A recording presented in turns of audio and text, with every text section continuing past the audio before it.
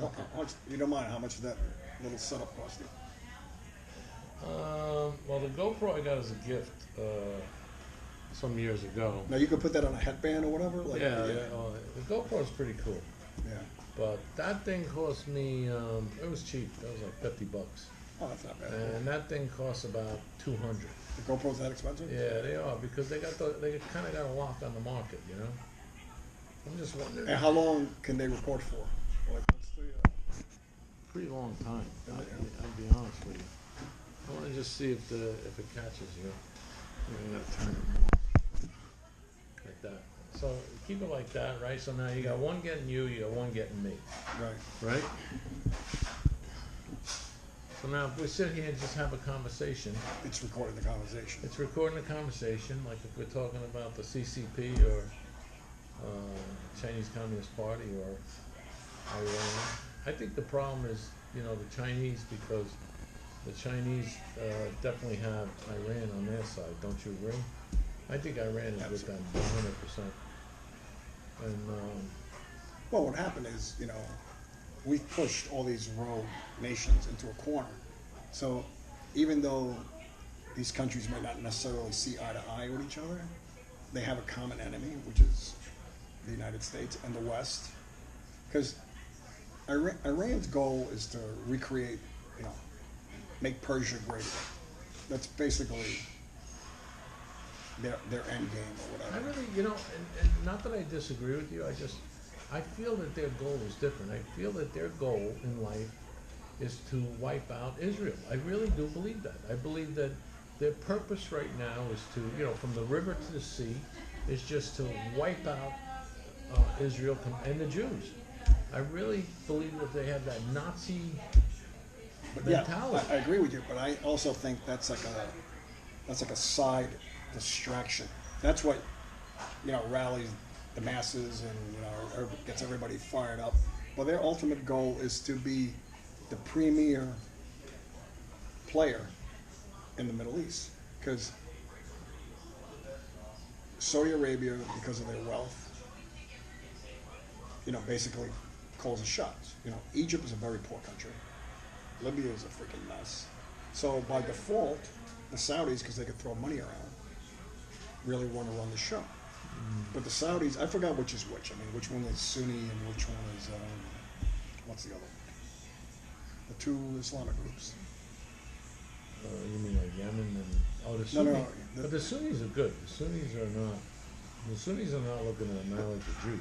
No, but there's two branches of Islam, Yeah. and Iraq was one, and Iran is the other one, and they just lock horns because their whole philosophy on Islam and everything else is totally. The Shiites, the Sunnis and the Shiites. Yeah, but they're both horrible. I mean, look at the way I don't want to get into the whole thing, how they treat women and all that, because, we don't treat women good here, too, because evidently they voted against the, no boys and women's sports things yesterday. So what does that say about us? Right. We're not looking to protect women either. I don't care what anybody says. So, I don't know. I think that they're just, I really do believe that their single purpose on life is to wipe out the Jews, get rid of Israel completely. And I believe that China's purpose is to take over at least half the world. I believe that China wants half the world. Mm-hmm. And, maybe they would share. They do. They want to take over the role the United States has played in the last 70 years. Basically, what China wants to do. And they're doing it. They're spreading money around. Right. And you know where the big issue is that, we have this guy Trump in there now, who's kind of a tough guy, and he puts the brakes on a lot of things. But, I don't know what's going to happen in 4 years or 8 years or 12 years. No, none of us do. Right. So, if you get another couple of Bidens in there, or Harris, Kamala Harris or Biden's, or just some weak players that, they're afraid to say no, they're afraid to push back, then China might get its wish. I really do believe that. I think that you have to be firm with the rest of the world. I mean, look what's going on with Germany. I mean, Europe said that they didn't want to give Ukraine a penny. They don't want it. They lent them money, $100 billion, and they have to get their money back. They made them sign papers. It's a loan. Right. We don't give you shit. We're not giving you anything. You're paying us back. Now, they're a mess because the United States is pulling out of everything. Trump's pulling out of everything. They're a mess. Right now, one of the guys, the chancellor from Germany or something, he was actually crying on national television there. He was speaking German. I didn't understand what he was saying, but the guy's in tears and saying that the United States is pulling out. They're not going to support us anymore. And the people in the audience were clapping, not at the fact that the United States was pulling out. They were clapping at the fact that this guy was a leader, and he broke down. He was crying. You know, like, it's all misdirected. It's like, that's what's important, is the fact that the guy has a heart and he started crying on national television. Because, look, Europe has lost its way, it's lost its will. The men in Europe, and to a certain degree it's happened here in the United States, you know, excuse my French, but it's been the pussification of white Western man. Pussification? Is that what you mean? Yeah, it is exactly what it They've is. become vaginas? Yeah, basically, that's pretty what's cool. happened. And you, like, I'll give you an example. The guy Sturmer or whatever, which is the Prime Minister of England, he's saying that, you know, he was going to put boots on the ground in Ukraine. Yeah. You know how large the British Army is? Take a guess. I don't know, 100,000? 80. 80,000? 80,000. Yeah, I know it's not big. Comment. That's minuscule for a country of 60 million people. And he retracted that statement anyway since he said it. He's talking about in 2027. But this He's is not even talking about now. But George, this is a country that can't even protect its borders. Their citizens are getting stabbed every day in London.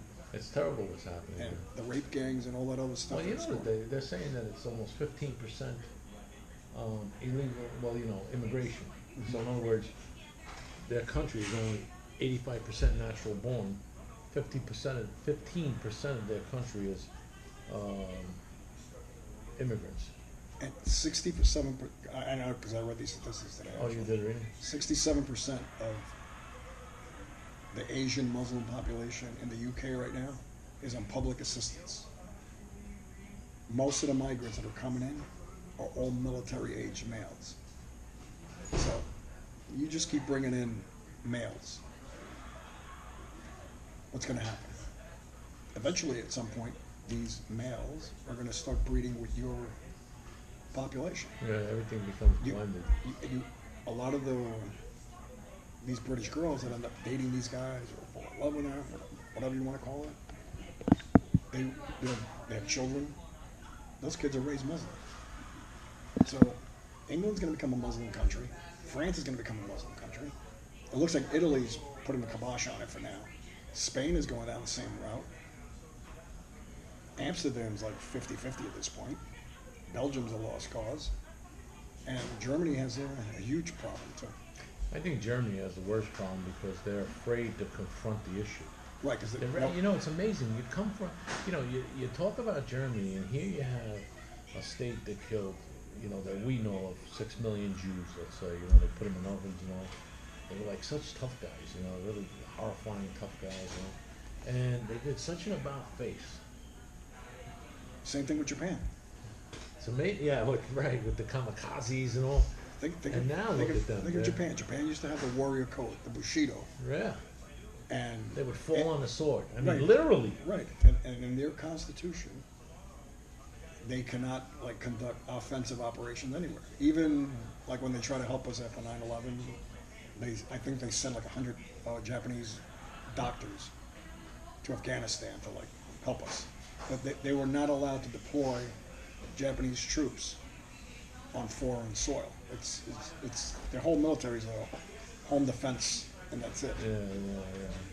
And do you think that had something to do with us, though? Do you think we influenced their constitution because of the war? We did influence. So it all depends on what was said back then. We may have, you know, and this is what the United States does too. The United States, we kind of, you know, we cut off our nose to spite our face. We do things, you know, not thinking out far enough in the future. Like the Panama Canal, not to switch gears on you, but the Panama Canal. I mean, really, $1? Jimmy Carter? $1? You couldn't come up with a better deal than that? You couldn't have said something like $2. $2.50. You couldn't have said something like, you know what? We're gonna own it, but we're only gonna charge you $1 a year forever. But we're gonna own it. We're not. Or he should have said something like, okay, we'll sell to you for $1, but from now into perpetuity, all our ships go through at no cost. Any American flag vessel goes through. So you know what Trump does, because he's the businessman that he is, and I'm not that crazy about the company he chose, BlackRock. I'm really not crazy about BlackRock because I think BlackRock, in my opinion, I think BlackRock really doesn't care about the American citizens. I'm sorry to say. No, they're another globalist, Just right. conglomerate. Strategist. They, So what he does is, because I guess he felt like he really had no choice, he reaches out to BlackRock and they put a deal together where they take, both ports on both sides of the Panama Canal. So now, being that BlackRock's an American company, in air quotes, now we have control of the Panama Canal again, if the deal goes through. They're in the middle of the deal.